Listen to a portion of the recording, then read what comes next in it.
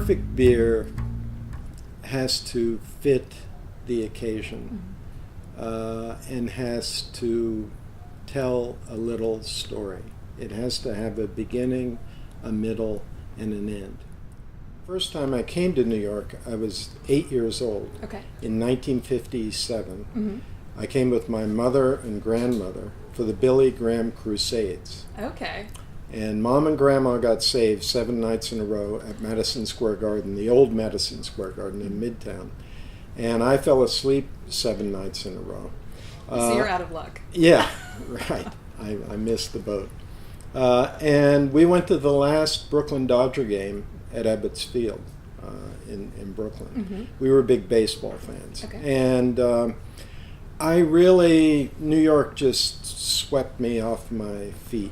I was so taken by the place and the energy.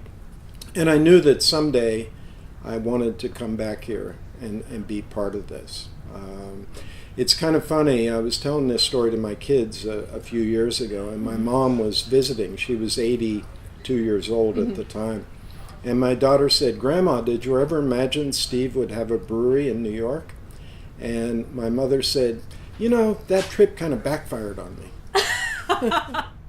When I was young, I was a good golfer. So I thought that I wanted to design golf courses. And one of the great golf course designers, Robert Trent Jones, went to Cornell. Okay. So I went to Cornell thinking I would major in landscape architecture. And I played on the golf team. I don't know if you know anything about golf, but I had a 2 handicap, which is very good. It's close to, the way the pros play. But at the end of my freshman year, my grade point average was 1.9, which that's not a good correlation. No. So I quit golf entirely and kind of, jumbled all my thoughts about my future. I ended up majoring in English at Cornell. Great. Was there any interest at that time in brewing? I mean, other than maybe just college beer drinking? I drank a lot of beer in college, but no, I never imagined that I would start a brewery. Got it.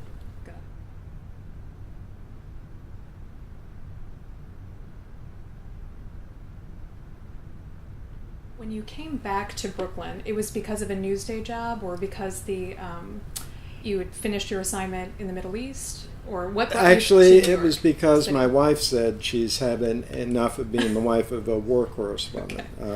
AP wanted me to go to the Philippines next because President Marcos was in trouble.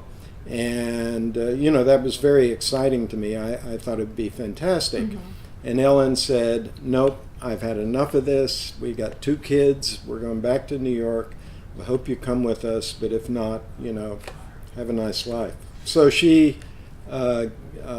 convinced me to give it up and come back to New York. I went to work for Newsday. We could no longer afford Manhattan, so we moved to Brooklyn. A lot of journalists live in Park Slope, and that's where we ended up settling. And you're in Gowanus now, right? Yes. But did you move there initially, or what took you to Gowanus, which is an emerging neighborhood still? We moved to 8th Street near Prospect Park.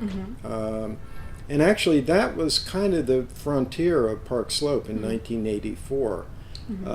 We were in a 2-bedroom co-op. And in 94, we discovered a beautiful 1840s wood frame house on 8th Street between 3rd and 4th Avenue.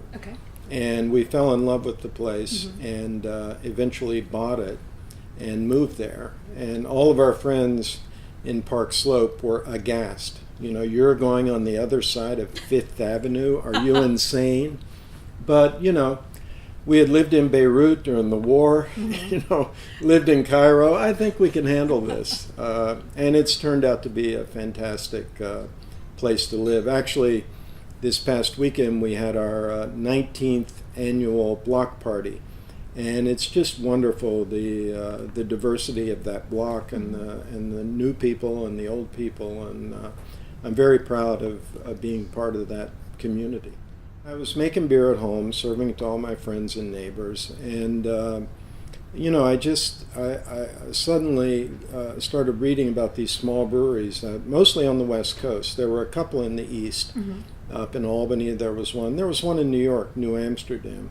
And I thought Brooklyn would be a great place for one of these small breweries. And so I began to think about how I could start a business, which I have to say, I had a conceit in the back of my head that I could succeed in business if I wanted to. I had no evidence to support this, except that when I was young, I used to win a lot of sales contests. Oh. And what was it about the character of Brooklyn, or the kind of zeitgeist in that moment in the 80s, this was 84, that made you feel like this could be possible then? Well, there's the fascination with Brooklyn from my 8-year-old, when I was 8 years old. But also, I had learned about this industrial history in Brooklyn. Brooklyn had been a major brewing center back 120 years ago. There were 48 breweries in Brooklyn. Actually, the first light beer was developed at the Rheingold Brewery in Brooklyn. And also, there were entrepreneurs all around us in Brooklyn. When I started trying to develop an identity for the company, the more I learned about design and corporate identity, the more I realized how important that was going to be to the future of the company. And so I got very frustrated, and one night I was kind of wringing my hands over this, and my wife said, "Look, why don't you find out who the best designers in New York are and call them? You're a journalist, you'll call anyone any time of the night or day." So I called all these people, and we got these amazing meetings. But when I called Milton Glaser, a woman named Eva answered the phone, and I told her who I was, and I wanted to talk to Milton. And she said, "Do you know who Milton is?" And I said, "Well, yeah, I hear he's pretty good. I want to talk to him." And she said, "Well, he doesn't just talk to anyone who calls here." So she kind of blew me off, and it brought out the journalist in me. I was determined I was going to meet this guy. So I started calling Eva every morning. I was working at the newspaper, and eventually I kind of wore her down. And How long did that take? About 2 weeks. 2 weeks every day? Yeah. And so Eva said to me one day, "You're not going to give up, are you?" And I said, "No, I want to talk to Milton Glaser." And she said, "Okay, here he is," and put him on the line. And Milton said, "Wow, that sounds like fun. Come and see me." So I did. Tom and I presented to him.